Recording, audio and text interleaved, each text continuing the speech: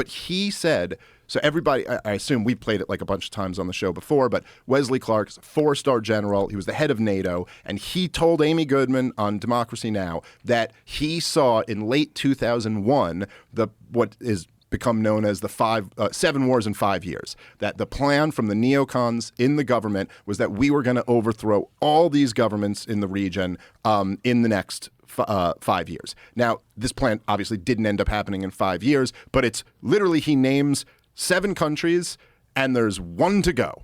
And that one, by the way, happens to be the one that Donald Trump is flirting with a war with right now, Iran.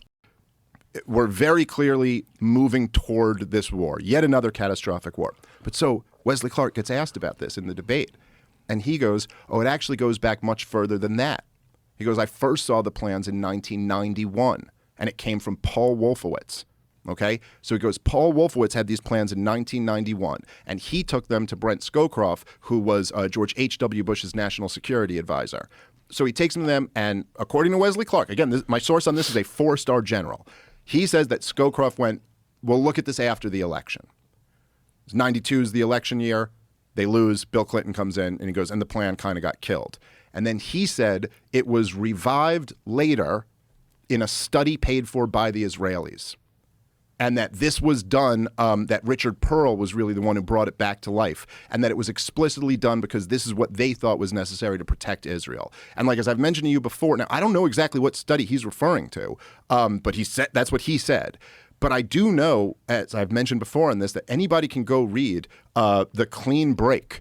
You could Google it right now. It's a clean break, a new strategy for securing the realm, which was a letter written by the guy he mentioned, Richard Pearl and David Wormser, to Benjamin Netanyahu in 1996. It was his first year when he came in as prime minister.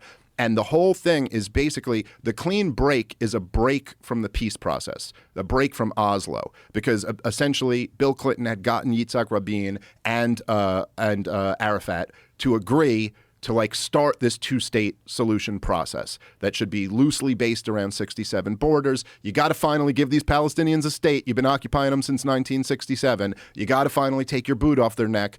And the clean break strategy was to go, listen, we got to get away from this whole idea of a Palestinian state and giving them land. And basically the thinking, the Yitzhak Rabin old school thinking on this, loosely speaking, it's a little more complicated, but basically they were like, look, we've been occupying the Palestinians for decades and decades now.